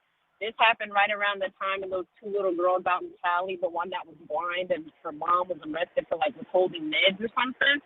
I'm thinking of, like, 50,000 I think I know what you're talking about. Yeah. Is this that little boy's case? This one, we covered this. I mean, I covered this way back. I have it up on my list up here. Back in August 2021 is when I first covered it. And then I did another video August 2nd, August 9th. But the father was at home with the 2 kids, I guess. And he went to the other room to change the diaper of the girl. and he comes back and Michael's gone, 5 years old at the time. And so Michael goes supposedly to a neighbor's house walking on his own and to play with the kids there because he I guess usually does that. And the neighbors said the kids weren't home, and so the neighbors sent Michael back, and then that's it. He's never seen again. I do remember this case because the video that you had did, I think when you had first put it out, I had made the comment about how my daughter took her little black ass across the yard, pounding on the neighbor's door, talking about she wanted some milk because my mom was in the shower while I was at work. I remember this case now. Okay. You have to excuse me. I was dealing with a car lockout, trying to watch your presser as my phone was like at 2%, and I'm like, I really want to watch this, but my car, I'm kind of locked out, and You're locked I up. need contact. But yes, okay. Well, I was locked out at the beginning of this of the stream, and I'm like, okay, I'm at 5%. Do I wait for the lockout guy to call me, or do I risk it all for Mel? And I risked it up until about 2%. Then I was like, okay, I love Mel, but I'm gonna have to catch the reason. So Did you catch any of it? I caught up, and I was like, huh? Did you watch any of it? Did you catch any of it? Did you see the mother speaking? I caught like the first 5 minutes, and then I got in during the what kind of slipper is that conversation. Oh. And so I've been watching since. Yeah. That's the best part. The ballet slipper. Yeah. So I've been watching, and it kept tugging at me. I'm like, I've heard this case. Mel has talked about this case, but I'm like, I don't know if this is the case. And now that I think about it, and you're saying that the boy walked across the yard or whatever to the neighbors, yeah, it's a little sus. Somebody in the comments did say, I hate to say it, but this kind of gives me meth head vibes. And I was like, okay, so I wasn't the only one who was thinking that. But I don't know. Given the fact of the conversation of the last landlady, she's right. Because we all had our assumptions about Chloe's parents, but we didn't understand Australian body dynamics. And that was wrong. We swore up and down, like, she's darting the camera, she's not looking, she's not answering. Right. And come to find out, it was the Bratz dog collector order situation there. So, I don't know. But they do seem kind of sketchy, and she's absolutely right. Beavers is definitely absolutely right. She's definitely giving, I graduated the Amber Heard class of acting of 2020. This act like on the podium, he's such a lovely child. I don't know. I know if my kid is missing, trust and believe me, I'm calling all stops. You're not coming in the neighborhood. You're not coming out. I'm calling everybody. I just don't seem to get that type of urgency from her, I guess, would be the best way to put it. I don't know. I guess I'm going to sit back and just watch this one. I just wanted to call in and check in because, I like to annoy you and I love the chat. And I just wanted to say hi, chat. All right. Well, thanks, Cheeks. I appreciate it. Everybody still loves you. Everybody's giving you love in the chat. So, yeah, I hope you have a good day. I love everybody. Thanks for the support. I told you guys are my people. I love the fact that I can come somewhere and somebody doesn't look at me crazy when I'm like, did you hear about the case about this, that, and the third? Oh, yes. Okay, cool, biz. So I'm not the only little nutty one out there. So I appreciate it. I love my No problem. So much. Thank you. All right. Have a good day. We'll talk. All right, Mel. All right. I'll talk to you later. Thanks. Bye. All right. Bye, guys. Bye. All right. 570. We got some more people calling here. 570. How you doing? Where you calling from? Hello. Hi. Oh, hi. I'm calling from Pennsylvania. There was somebody else who was calling into you who knows a hell of a lot more about this whole thing than I do, but I was involved with it since the day he went missing. So if you have any questions, ask me. I will only tell you what I know to be personally true, not any assumptions or anything, like what I've witnessed, what I have heard. So what do you want to know? Involved in it in what way? We look for missing kids, which this whole thing turned into more than a missing kid investigation when the mom kept getting caught in lies. She kept changing the timeline. We were talking about the neighbors. You do know that there aren't any neighbors that the police have identified that have actually seen Michael. The mother has said that there were neighbors. It went from 5 neighbors to 6 neighbors to 8 neighbors to now there's no neighbors. Like there's no one on record with the police department that has given a statement stating they had seen Michael leave that house that day. He's on no ring cameras. He's on no CCTV footage from the splash park. Nothing. So she got caught in that lie. It's just a series of them twisting the story. And when it started turning into that, when you asked why do people on Twitter fight with each other, it wasn't people on Twitter. It was members of Brandy and Tyler's family who were attacking people to suppress what everyone had found. It was a to-do. But if you asked about the car, yeah, please. Cleared that car. The police had cleared that car. We had boots on the ground. We had people going in parking lots of gas stations, warehouses, working places, looking for this Honda Pilot. Turned out it was someone in that subdivision of houses that are local there to them. The police, it was a weird thing with that car. In the beginning, the police, they knew we definitely have the license plate number. We definitely had a decent, there was, I think the guy who was like a government guy who had the software to really like zoom in on the driver of the car and stuff.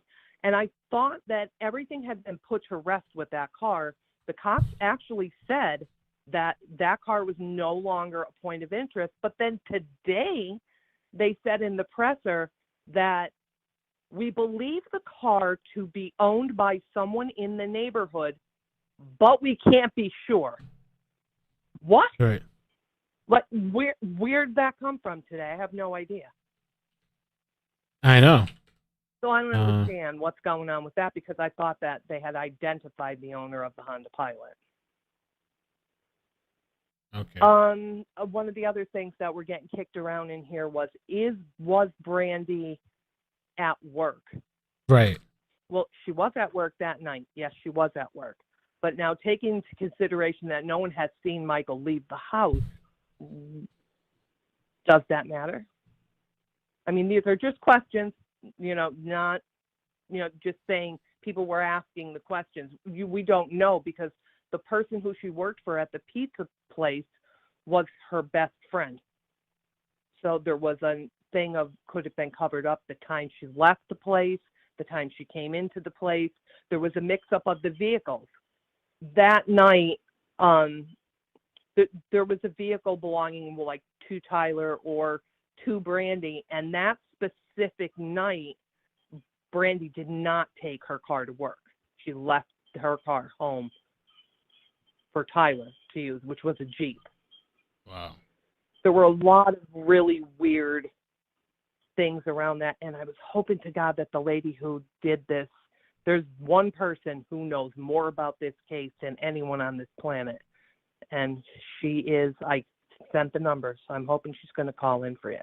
Okay, awesome. Was there anything Thank you. else that you wanted to know? So the neighbor thing, that neighbor story, that came from the family, I guess, like the Brandy, like that was that never came from Brandy. Oh. See, here, what happened is, how we have all this information is, during the time when Michael first went missing, on Twitter, we had a series of interviews and spaces in Twitter spaces. And Brandy would come on late at night, and there was a group of women within the Twitter community that had really befriended her. Most of us just sat back and listened to the spaces, but they were the ones who talked, and it was a friendly kind of banter. Oh. Hold on. My call disconnected for some reason. Stay right there. I'm going to call back in. You guys on hold, stay on hold. Let me just dial back in. Oh, Lord. Thank you for calling Call-In Studio. What kind of service is that? Like an echo, too.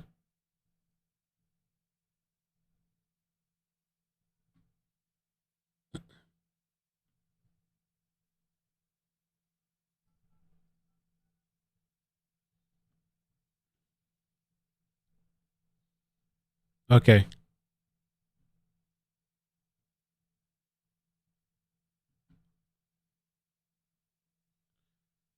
I dropped out by accident. But I'm back in. So we lost it for a second. the last I was hearing is about like all that she would go. I'm sorry, that she would go in late night into the Twitter Spaces, and yeah.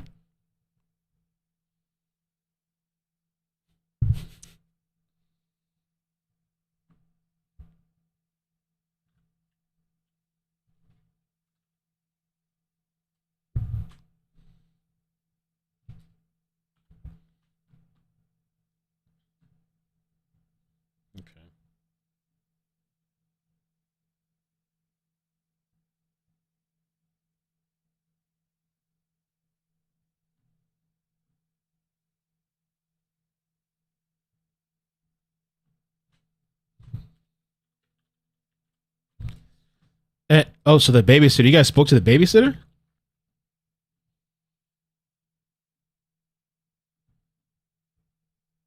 We tracked down exactly what time that pizza left that car and went in that house. Did the babysitter pick up the pizza? How many pieces of pizza were gone? You name it, we did it. Wow. And so was it normal for Michael, if you guys know, like for him to like leave on his own? Or was he able to, does he play outside on his own a lot? Yeah. Or? He did play outside on his own. Brandy had told us that he had never gotten out of the house the way like that, out of an open door. But then during the Spaces, she had said, yeah, I warned him about okay, well, if you warned him, then he did it before. So it was of our opinion that, yes, he had done it before and he was out on his own. And I think that he just kind of wandered the neighborhood. But again, we do get that sense that it's not like wandering a neighborhood. It's a very closed-off neighborhood. Still, I wouldn't have a 5-year-old wandering a neighborhood. But it doesn't seem to be as outrageous as it would maybe in our neighborhoods, a kid wandering a neighborhood. Right. True. But still, 5's awful young, man. And then there were all kinds of things about, the dad had his hands full. He's home with Michael, the older sister, and a baby in diapers by himself. Okay. While the mother's, working this job at the pizza place. And the babysitter, they had gotten that babysitter. She didn't work too long before Michael went missing. And it was because the father needed help. And there were gaps in between when he had to go to work. And he's working a full-time job at this point, taking care of these kids too. So the babysitter kind of came in to fill up the gaps. Okay. And then it turned into kind of more, like they used her more than just for the gaps. Wow. There was a lot going on in that house. It wasn't their house. It was the father's house. Tyler's father owns the house. Okay. And Tyler's father lives in like a bedroom in the house, and they pretty much have the rest of the house to themselves. And why hasn't the father really spoken? I heard he spoke on Twitter Spaces, but why hasn't he really spoken? Oh, well, Tyler? Yeah. Tyler did speak. He spoke. Oh, you mean why didn't he speak out like? Yeah. Well, neither one of them really did. Neither one of them really spoke out. Harsh Reality offered them a private investigator, fully paid, fully funded private investigator. They turned him down. Wow. We set them up with EquiSearch. We called EquiSearch, and all EquiSearch needed was an okay from the Fruitland police. Brandy and Tyler did not want anyone searching in those woods or anything. We had organized a search party, and it's on a recorded space, so I'm not making this up. In quotes, I wouldn't want people to waste their time. That is what she said. And the woman in our group said, well, I don't think any time spent looking for a missing child is a waste of time. Oh, well, I didn't mean it that way, she said. I didn't mean it. But those were her exact words. Oh, don't go doing that because I don't want anybody to waste their time. What does that mean? Like, think about that. What does that mean? Well, thank you so much for calling. I appreciate it and all the information. Yeah, no, I appreciate it. I guess we had there's 3 people that have been holding somebody 15 minutes. So, but I appreciate all the information. And I hope one of them is the woman. Hopefully, I hope one of them is the woman who ran the whole thing. Okay. All right. Good luck. Thank you so much. Appreciate it. And we're gonna take a look You're at welcome. Thanks. We're gonna take a look at a video from this other from Harsh Reality too, and then we'll plug him in. I think he has audio, so we'll check that out after the calls. So let me get these 3 other calls. 520. How you doing? Where you calling from? Tucson, Arizona. Hi, welcome.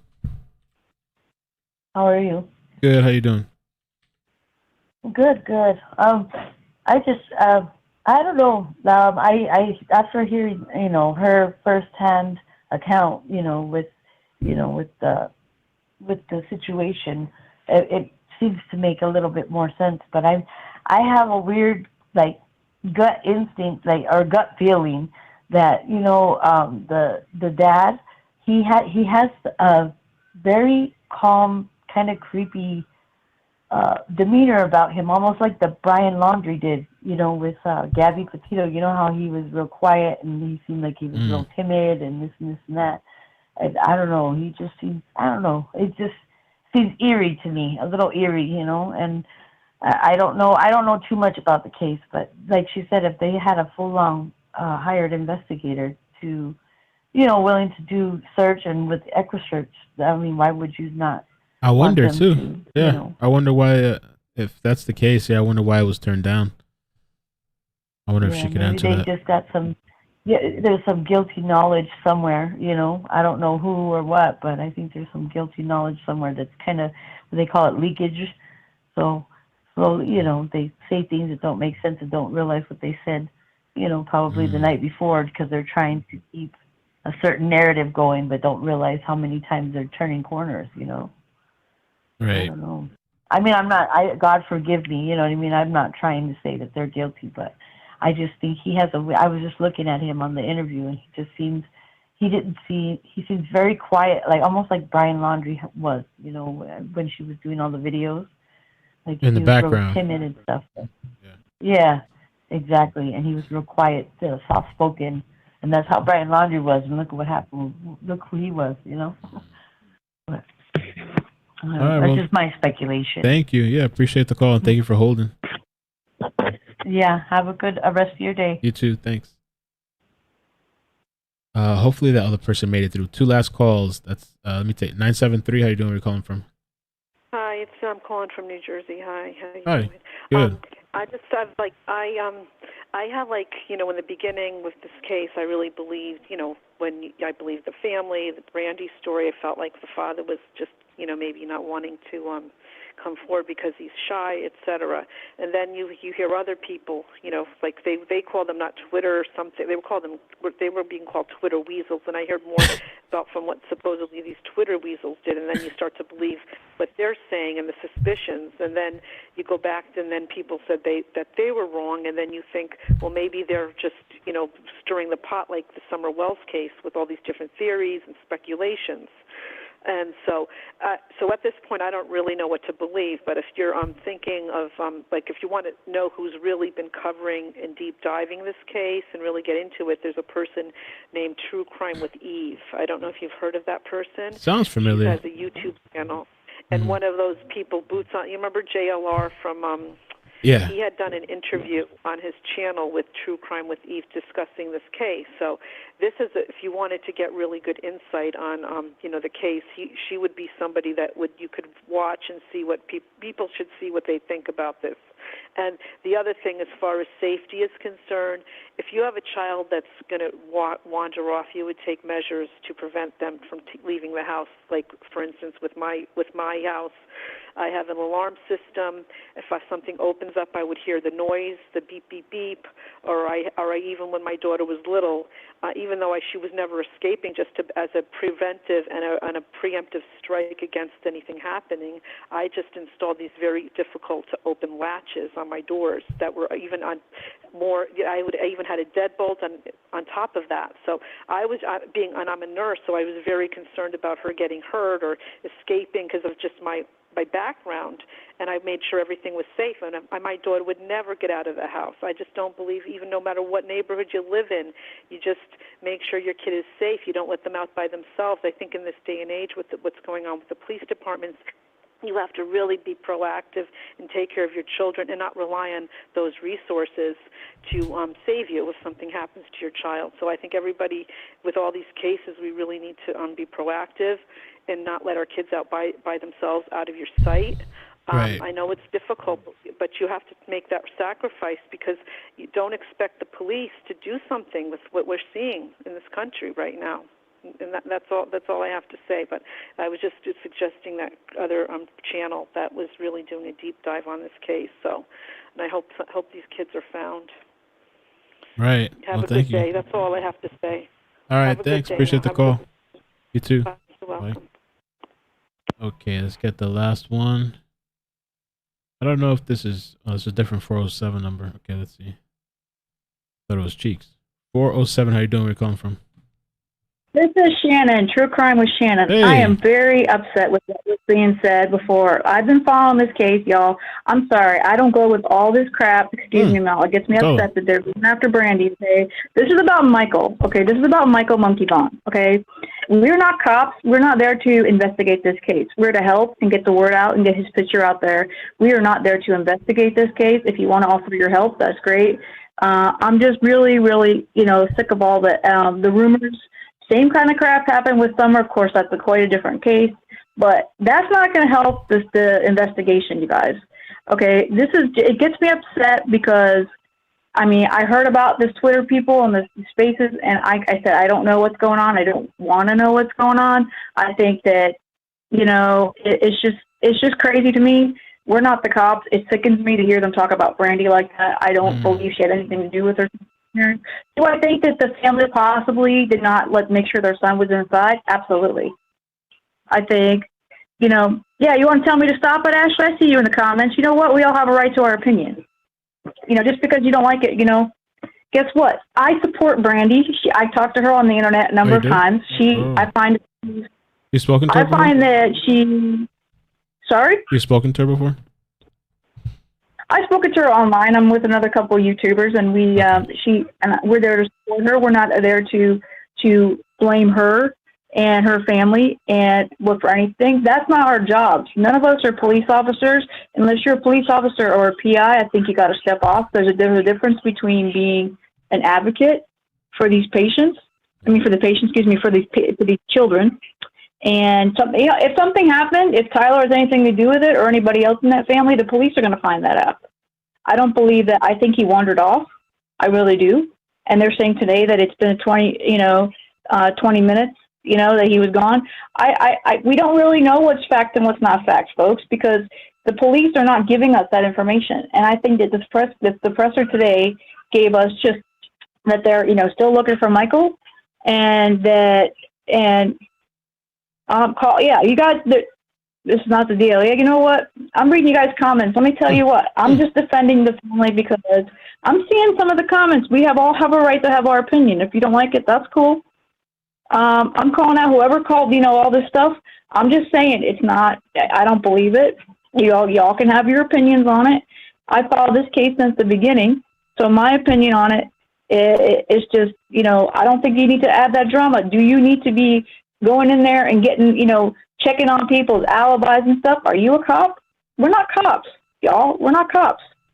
You could be an advocate. You could be there you need to be there for Michael. We're not there to judge Brandy and Tyler and that family. Ashley's if you feel good like people. you are, then Ashley's good people. She was saying for people to stop the drama with her. Let me ask you something. I'm just saying. I'm not sorry if I'm messing up. I'm just saying that. Yeah. I think we all have a right to our opinion, but I don't like when they say stuff about Brandy. And like I said, I don't know what was said in those spaces and stuff. I don't want to know. I don't know. But I don't know behind her. But my whole thing has been on this entire case is to bring Monkey home. Okay, that's that's the bottom line. And I think most of us on here, Mel, we're all about getting out there and just being there. I want to be an advocate for him. If the family is involved, if that's the way it is, guess what? Then they're going to find that out. Okay, the truth's going to come out. Okay, but at this point, we just need to get Michael's face out there, his, everything out there. We need to bring him home. So, that's it. Who's on the phone? This is Shannon Levy. He knows exactly who I am. This True Crime with Shannon. Oh, I'm Lord. defending All the Brandy. YouTubers here. Levy's in the chat. I see him in there. Oh. I came in hot because I just don't like people talking about Brandy because I haven't had anything but positive with her. I support Monkey and I support the family. Like I said, until innocent until proven guilty is the bottom line, y'all. If they find out that anybody had anything to do with it, then we'll go from there. Okay? All right. Well, thank you. I appreciate it. Well, y'all have, like I said. But anyway, I think that just find Monkey. That's the bottom line. Let's find this poor kid. Bring him home. Well, thank you. Yeah, I appreciate it. I mean, I see you in the chat all the time, so I appreciate the I call. just wanted to get that opinion out there because I just don't like seeing all the negativity in there. I think it should be about the kid and not all this other crap. All right. Thank you. Thanks. All right. Bye. All right. So, hey, somebody, we got to hear. She did come in hot, but we got to hear the perspective from, the other side, too. And Ashley is cool people, as though she's been here riding for a while. And Shannon's been here, too, for a while. So, but hey, it's good to hear the other side, man. There's people supporting the mother and the family, too. You know what I'm saying? All the YouTube stuff or whatever, the drama stuff, that I don't know what's going on with that. I have no idea. I'm trying to keep up with it. But I know people watch it. I know what's happening. People love it and stuff like that. I try to stay to myself. I don't want to be nobody. I don't want to collab with nobody. I just want to be by myself. I don't give a fuck about nobody. I just want to be by myself.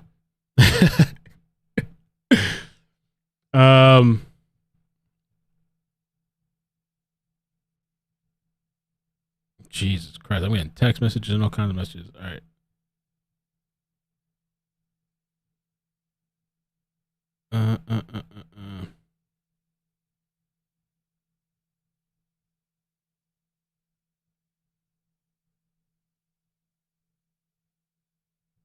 Just gonna let her. All right. Let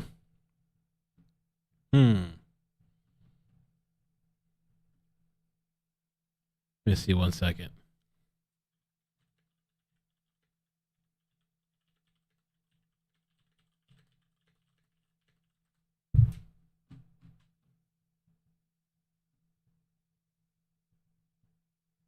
All right, let me see the chat. So, I mean, what are you guys thinking so far? We're pretty much at the end of this. I didn't expect this to go for 2 hours, but I appreciate all the calls, and it was interesting to watch this video. Don't escalate to Dylan Rounds heights. We're so far from that level. I've seen some of the stuff going on with that Dylan Rounds. That whole story's gotten kind of nuts, and it's not the story; it's the characters around it, I guess. Or the drama, or people fighting and stuff like that.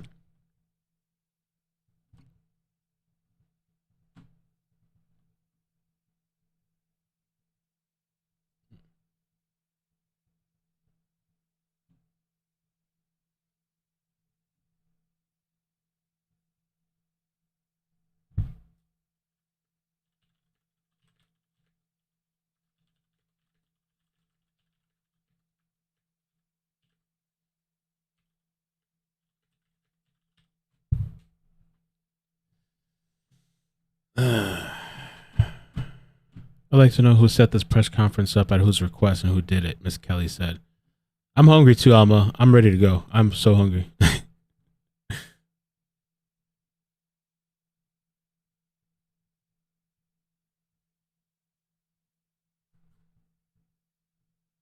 Some nut on Discord is missing everything. Ooh. Okay. So I'm going to play this audio by this channel before the last thing we're going to do. So let's put this guy. This is the guy's name, Harsh Reality. Let's see. Put him up. Let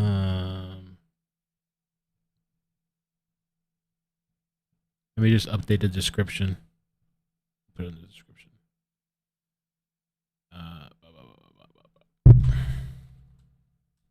Harsh Reality. All right, so I put it in the description, but we'll put it in the chat too. His channel. He does true crime, and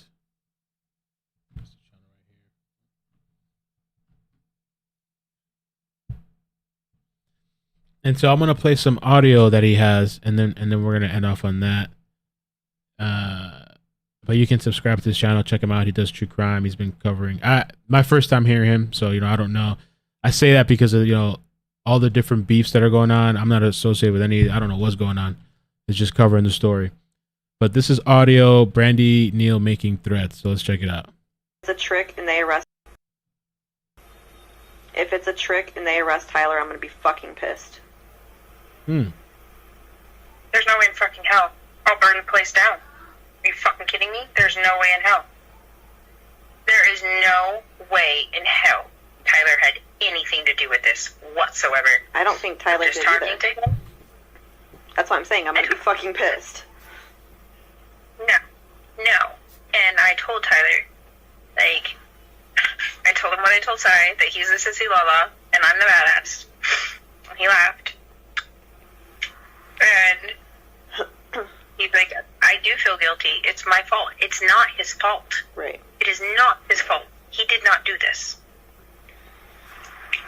Is he gonna actions maybe of things that they're finding out right now, and they just need to have it on record? No, it's just going to be him and Sai talking. No polygraph, no nothing. Just him and I, or him and Sai in the office, like I do all the fucking time. That's it. Oh, so not recorded and stuff like that?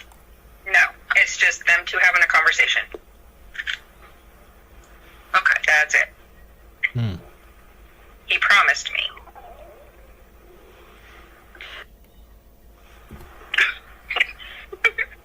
You go to federal. That's federal prison. You can't go burning down police officers' fucking homes. I'll just go talk to his wife. She's been a corrections officer for over 25 years. I'll just go talk to her. So you're gonna paddle on side to his wife if he arrests Tyler.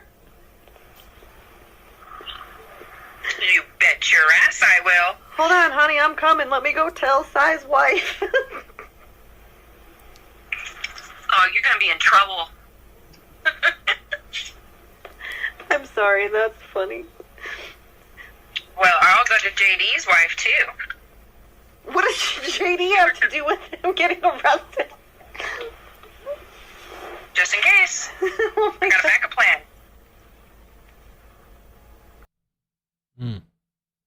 That was it. That was kind of weird. You can check out his channel. He has other audio clips, I think, and other videos on it. Australity, thanks for sharing that with us.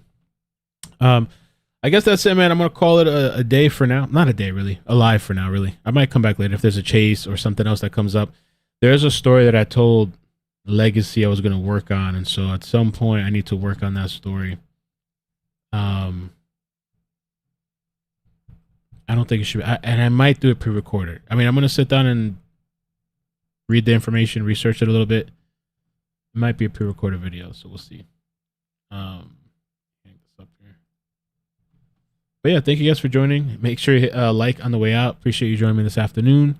Take care of yourselves. Be safe. Peace. Adios. Bye. Bloop, bloop.